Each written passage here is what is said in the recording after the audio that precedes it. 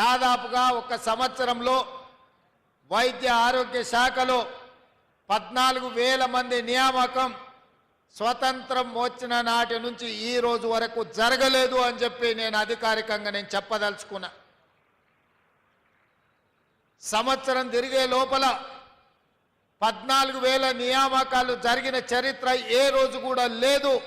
ఈ రోజు ఇంత అద్భుతంగా ఈ శాఖలో నిర్ణయాలు తీసుకున్నామంటే మీ శాఖ మంత్రివర్యులు పెద్దలు దామోదర్ రాజ నరసింహ గారు నేను చెప్పినట్టుగా బై ఎడ్యుకేషన్ వారి ఇంజనీరు, బై నేచర్ వారి డాక్టర్ కాబట్టి మీ సమస్యల్ని అవగాహన చేసుకుని నా దగ్గరకు వచ్చి ముఖ్యమంత్రిగా మీరు నిర్ణయాలు చేయాల్సిందే, నాకు సంతకాలు పెట్టాల్సిందే. వైద్య ఆరోగ్య శాఖ బలోపేతమైనప్పుడే తెలంగాణ ఆరోగ్యవంతమైన తెలంగాణగా ఉంటుంది. ఈ తెలంగాణ రాష్ట్రాన్ని ఆరోగ్య తెలంగాణగా మార్చడానికి మీరు అన్ని అనుమతులు ఇవ్వాల్సిందే అని చెప్పి వారు ఎంబడిబడి పనులన్నిటిని కూడా ప్రభుత్వం నుంచి సాధించుకున్నారు.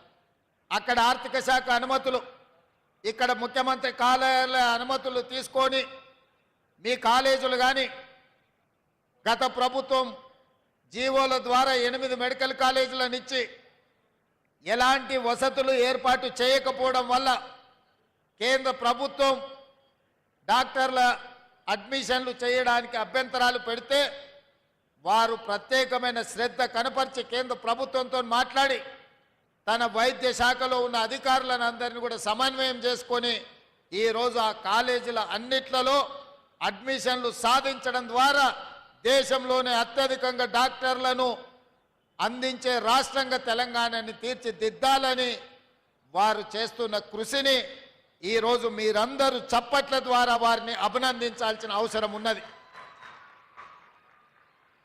ఎందుకంటే సంబంధిత శాఖ మంత్రికి చిత్తశుద్ధి, పట్టుదల, పని చెయ్యాలన్న ఆలోచన, పని పట్ల అవగాహన ఉన్నప్పుడే ఈ కార్యాచరణ ముందుకు వెళ్తుంది.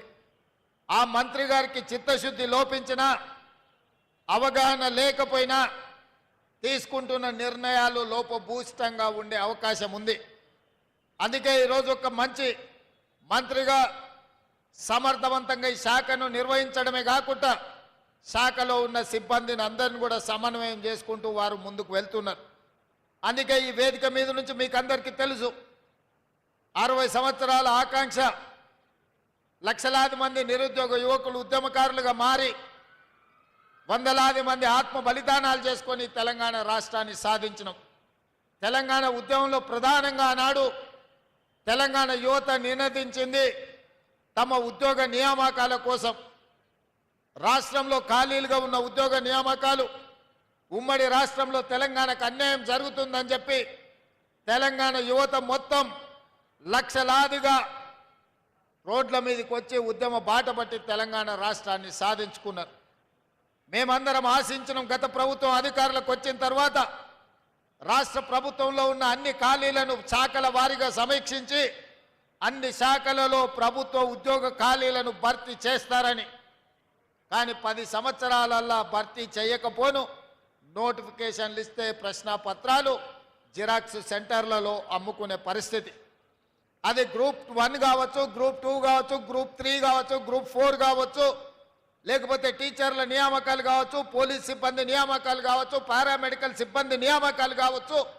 ఏ రోజు కూడా ప్రభుత్వం చిత్తశుద్ధితో ఏకాగ్రతతో ఈ నియామకాలను చేపట్టన్న ఆలోచన ఆనాడు చెయ్యలేదు. అందుకే వేలాది ఖాళీలు అట్లే ఉంటే ఆనాడు నేను ఒక మాట చెప్పిన, 10 సంవత్సరాలు ఓపిక పట్టిండ్రు, 2 సార్లు అవకాశం ఇచ్చిండ్రు. వారికి చిత్తశుద్ధి లేదు, ఈ ఖాళీలను భర్తీ చెయ్యరు. అందుకే కుర్చీలలో కూర్చున్న వాళ్ళను, వాళ్ళ ఉద్యోగాలను ఖాళీ చేయిస్తే వాళ్ళ ఉద్యోగాలు ఊడగొడితే మీ ఉద్యోగాలు వస్తాయని ఆనాడు నేను చెప్పడం జరిగింది. ఆ మాటను నమ్మి విశ్వసించి ఆ కుటుంబంలో ఉన్న వాళ్ళను ఉద్యోగాల నుంచి మీరు బర్తరఫ్ చేసినందుకు, మీరు ఉద్యోగాల నుంచి వాళ్ళని రిమూవల్ ఆర్డర్ ఇచ్చినందుకు ఎంబడే వచ్చిన కొద్ది రోజుల్లోనే మీ ఉద్యోగ నియామక పత్రాలు మీ చేతికి వచ్చినాయి. ఈ రోజు ఈ వేదిక మీద నుంచి అధికారికంగా ఈరోజు నేను మీ ముందు గర్వంగా నేను చెప్పదలుచుకున్నా, 1947 15 ఆగస్టు భారతదేశంలో కావచ్చు, సెప్టెంబర్ 17 1948 నుంచి ఏ ఒక్క సంవత్సరంలో ఈ 75 సంవత్సరాల స్వతంత్ర భారతదేశంలో ఒక రాష్ట్రం ఒక సంవత్సరం లోపల ప్రభుత్వ ఉద్యోగాలు 50,000 పైన నియామకాలు చరిత్రలో జరగలేదు. మొదటిసారి తెలంగాణ రాష్ట్రంలో మన ప్రభుత్వం ప్రజాప్రభుత్వం ప్రభుత్వ ఉద్యోగాలు 50,000 పైగా నియామకాలను చేపట్టి ఈ దేశ చరిత్రలోనే ఒక గొప్ప చరిత్రను నెలకొల్పడం జరిగింది. ఈరోజు అందుకే నిరుద్యోగ యువకులు ప్రభుత్వం నోటిఫికేషన్ ఇచ్చిందంటే 100% పరీక్షలు నిర్వహించి ఫలితాలను ప్రకటించి ఉద్యోగ నియామకాలు పత్రాలు అందజేస్తారని ఈ ప్రభుత్వం మీద సంపూర్ణమైన విశ్వాసం నమ్మకంతో ఏకాగ్రతతో చదువుకుంటూ ఈరోజు పోటీ పరీక్షలకు ఈరోజు ప్రిపేర్ అవుతున్నారు. దానికి ఉదాహరణ టీచర్ల నియామకం. డిఎస్సి నోటిఫికేషన్ ఇచ్చినప్పుడు ఎన్నో రకాల అనుమానాలు, ఎంతోమంది పరీక్షలు వాయిదా వేయాలి అని రోడ్ల మీదకి వచ్చారు. కొంతమంది రాజకీయ ప్రేరేపితమైన కృత్రిమంగా ఆందోళనలు చేపట్టిన. నేను ఖచ్చితంగా చెప్పిన గత 10 సంవత్సరాలలో ఉద్యోగ నోటిఫికేషన్ల కోసం పోటీ పరీక్షల నిర్వహణ కోసం లక్షలాది మంది రోడ్ల మీదకి వచ్చిన విద్యార్థులారా, మీరు ఆలోచన చేయండి. పరీక్షలు వాయిదా వేస్తే ప్రభుత్వంలో ఉన్న వాళ్ళకు పోయేది ఏమీ లేదు. పరీక్షలు వాయిదా వేస్తే మీ కాలం, మీ జీవితం, మీ అవకాశాలు సన్నగిల్లుతాయి. మీ తల్లిదండ్రులకు మీ మీద ప్రభుత్వం మీద నమ్మకం, విశ్వాసం పోతుంది. ఎందుకంటే గ్రామీణ ప్రాంతాల నుంచి వచ్చిన మీరు మీ తల్లిదండ్రులు రూపాయి కూడబెట్టి కోచింగ్ సెంటర్లకు పంపిస్తే 8-10 సంవత్సరాలు అశోక్ నగర్ చౌరస్తాల్లో, దిల్సుఖ్ నగర్ చౌరస్తాల్లో కోచింగ్ సెంటర్ల చుట్టూతో తిరిగితే మీ అత్యంత విలువైన యుక్త వయసు 21 సంవత్సరం పైబడి 35 సంవత్సరాల లోపు మనం జీవితంలో ఏం కావాలనో ఆ వయసు నిర్ణయిస్తుంది. మనం డాక్టర్ అవుతామా, లాయర్ అవుతామా, ఇంజనీర్ అవుతామా, ఐఏఎస్ అవుతామా, ఐపీఎస్ అవుతామా, లేకపోతే ప్రజాప్రతినిధి అవుతామా, ప్రజాసేవకుడు అవుతామా, వ్యాపారంలో రాణిస్తామా అనేది 21 సంవత్సరాలు పైబడి 35 సంవత్సరాల లోపు మన భవిష్యత్తు నిర్ణయం జరుగుతుంది. కానీ 14 సంవత్సరాలు పోటీ పరీక్ష కోసం 10-12 సంవత్సరాలు కోచింగ్ సెంటర్లలో తిరిగితే యుక్త వయసు కాల గర్భంలో కలిసిపోయినాక నిజంగా ఈ సమాజానికి మనం ఎలాంటి ప్రయోజనం చేకూర్చని వ్యక్తులుగా మిగిలిపోతే మన తల్లిదండ్రుల యొక్క బాధను, దుఃఖాన్ని అర్థం చేసుకోవాలి అని ఒక పట్టుదలతోటి గ్రామీణ ప్రాంతం నుంచి వచ్చిన నేను మీ సమస్యలు తెలిసి ఎవరు ఏమనుకున్నా, ఎవరు రోడ్డు ఎక్కినా, ఎవరు అభ్యంతర పెట్టినా డిఎస్సి పరీక్షల్ని నిర్వహిస్తా అని చెప్పి 55 రోజుల్లో నోటిఫికేషన్ ఇచ్చి పరీక్షలు నిర్వహించి నియామక పత్రాలు 11,000 మందికి ఎల్పి స్టేడియంలో టీచర్లను నియమించిన అంటే అది ఈ తెలంగాణ నిరుద్యోగ యువకుల పట్ల ఈ ప్రభుత్వానికి, మంత్రివర్గానికి ఉన్న చిత్తశుద్ధి అని ఈరోజు నేను చెప్పదలుచుకున్నా. ఇవాళ 50,000 ఉద్యోగాలు ఇచ్చినామంటే ఇవాళ మా కుటుంబంలో మా మంత్రుల పిల్లలకు, మా ఎమ్మెల్యేల పిల్లలు మేము ఎవ్వరం ఉద్యోగాలు తీసుకోలేదు. 90% నాకు తెలిసినంత వరకు. ఇవాళ మేము 50,000 ఉద్యోగాలు ఇచ్చినామంటే ఈ తెలంగాణ సమాజమే మా కుటుంబం అనుకున్నాం. మీకోసం సేవ చేయడం ఒక గొప్ప అవకాశం అనుకున్నాం. నిరుద్యోగ యువకులకు, యువకులకు అవకాశాలు ఇవ్వడం ద్వారా వాళ్ళు జీవితంలో స్థిరపడాలి. ఈ దేశ ప్రయోజనాల కోసం, ఈ దేశ అభివృద్ధి కోసం మీరు ప్రయోజకులుగా మారాలి అని మేము చిత్తశుద్ధితో, ఏకాగ్రతతో పని చేసినాం. ఎంతోమంది తిట్టినరు, ఏం పోయేకాలం ఈ ముఖ్యమంత్రికి పరీక్షలు వాయిదా వేయమంటే ఎందుకు వేస్తలేడు అని. నేను ఒకటే నిర్ణయించుకున్నా, వాయిదాలు వేస్తే లక్షలాది మంది నిరుద్యోగ యువకులు కోచింగ్ సెంటర్ల చుట్టూతో తిరుగుతూనే తల్లిదండ్రులకు భారం అవుతారు. ఆ భారము మొయ్యలేని పరిస్థితిలో తల్లిదండ్రులకు తమ మొహం చూపించలేక పిల్లలు ఆత్మహత్యలు చేసుకుంటారు. అదే పరీక్షలు నిర్వహించి ఫలితాలు ఇస్తే ఉద్యోగాలు వచ్చిన వాళ్ళు ఉద్యోగాల్లో చేరుతారు. ఉద్యోగ రాని వాళ్ళు ఇంకొక ఉపాధి ఉద్యోగ అవకాశాలను వెతుక్కుంటూ వారు నిర్ణయం తీసుకుంటారు. అందుకే పోటీ పరీక్షలు నిర్వహించిన.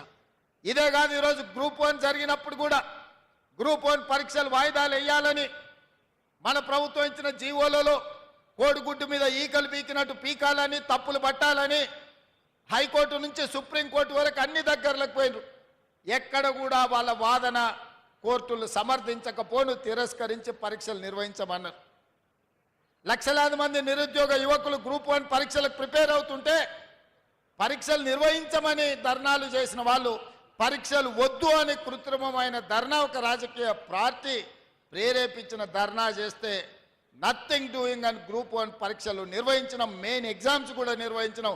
తొందరలోనే తెలంగాణ రాష్ట్రానికి 2011 తర్వాత గ్రూప్ 1 పరీక్షలే నిర్వహించలేదు.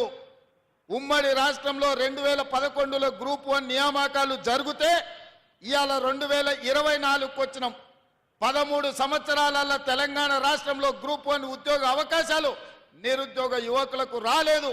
ఆనాటి ప్రభుత్వం 2017లో నోటిఫికేషన్ ఇచ్చిన పరీక్షలు నిర్వహించకుండా వాయిదాలు పెట్టుకుంటూ నిర్వహించిన పరీక్షలు ప్రశ్నాపత్రాలు జిరాక్స్ సెంటర్లలో అమ్ముతుంటే ఆ రోజు ఖచ్చితంగా మాట ఇచ్చిన అధికారంలోకి వచ్చిన ఎంబడే గ్రూప్ 1 పరీక్షలు నిర్వహిస్తాం, ఖాళీలను భర్తీ చేస్తామని ఇవాళ గర్వంగా నేను చెప్తున్న తెలంగాణ పబ్లిక్ సర్వీస్ కమిషన్ సంబంధించిన ఈ రోజు రిటైర్ అవ్వబోతున్న మహేందర్ రెడ్డి గారు చైర్మన్ గా చాలా దీక్షతో ఈ పరీక్షలను నిర్వహించి ఈ రోజు మెయిన్ ఎగ్జామ్స్ కూడా కంప్లీట్ చేసిండ్రు. తొందరలోనే 563 మంది గ్రూప్ 1 అధికారులను ఈ తెలంగాణ నిర్మాణంలో భాగస్వాములను చేయబోతున్నాం.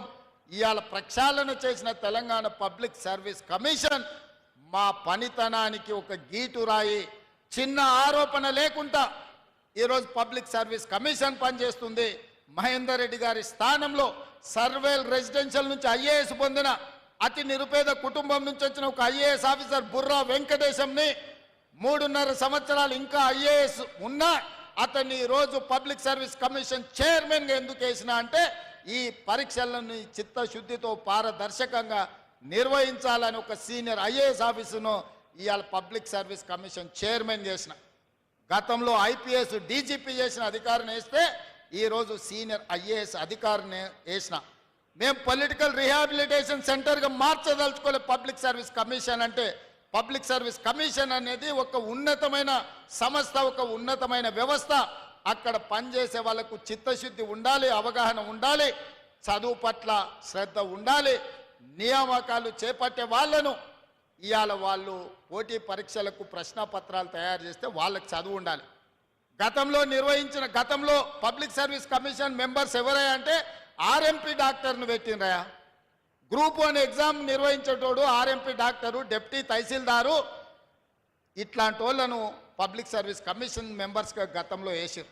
నేను తప్పు పట్టడం లేదు, కానీ సెక్షన్ ఆఫీసర్ కలెక్టర్ని సెలెక్ట్ చేయలేడు కదా. ఒక సెక్షన్ ఆఫీసరో లేకపోతే ఒక ఆఫీస్లో ఉండే అటెండరో ఆ జిల్లా కలెక్టర్ని నిర్ణయించాలంటే అతని అవగాహన, అతని చదువు, అతనికి అన్ని రకాల అవగాహన ఉండాలి కదా. అట్లాంటి గ్రూప్ 1 పరీక్షలు నిర్వహించే పబ్లిక్ సర్వీస్ కమిషన్లో సభ్యులుగా చిన్న చిరు ఉద్యోగస్తులను రాజకీయ పునరావాస కేంద్రంగా మార్చి ఆ పార్టీ సభ్యులను నియమించడంతో పూర్తిగా భ్రష్టు పట్టుపోయి ప్రతిష్ట దెబ్బతిన్నది పబ్లిక్ సర్వీస్ కమిషన్. కానీ మన ప్రభుత్వం వచ్చినాక పబ్లిక్ సర్వీస్ కమిషన్ కంప్లీట్గా ప్రక్షాళన చేసి ఉన్నత చదువులు చదువుకున్న వాళ్ళను, ఉన్నత హోదాలు ప్రభుత్వంలో నిర్వహించిన వాళ్ళను సభ్యులుగా చైర్పర్సన్స్గా నియమించడం ద్వారా ఈరోజు ఎలాంటి ఆరోపణ లేకుండా నిర్వహించగలిగినాము అని అంటే ఈ ప్రభుత్వం యొక్క చిత్తశుద్ధిని మీ ద్వారా తెలంగాణ సమాజానికి నేను చెప్పదలుచుకున్నా.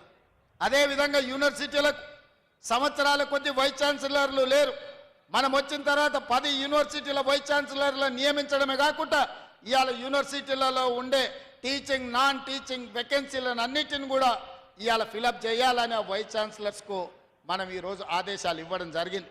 నేను ఎందుకు ఈ వివరాలన్నీ మీతో పంచుకుంటున్నా అంటే గత ప్రభుత్వం ప్రతి మండలంలో 30 పడకల ఆసుపత్రి, ప్రతి నియోజకవర్గంలో 100 పడకల ఆసుపత్రి, ప్రతి జిల్లా కేంద్రంలో ఒక మెడికల్ కాలేజీని ఇస్తామని చెప్పిండ్రు. 10 సంవత్సరాలైన మండలాలలో 30 పడకలు రాలే, నియోజకవర్గాలలో 100 పడకలు రాలేదు. మెడికల్ కాలేజీలు ఇస్తే అత్తాపత్తా లేదు. బోర్డన్ ఉంది, జీవోనన్ ఉంది, కానీ అది ఎక్కడుందో ఎత్తుకుతే ఎక్కడ కనిపించదు. అట్లాంటి అగమ్య గోచరం నుంచి విద్యాశాఖను, వైద్య శాఖను బయటికి తీసుకొచ్చి విద్యాశాఖ స్వయంగా నేనే పర్యవేక్షిస్తూ, వైద్య ఆరోగ్య శాఖ పెద్దలు దామోదర్ రాజనరసింహ గారు పర్యవేక్షిస్తూ ఈరోజు ఈ మంచి నిర్ణయాలు తీసుకున్నాము. ఈ ప్రభుత్వం ముందుకు వెళ్తుంది.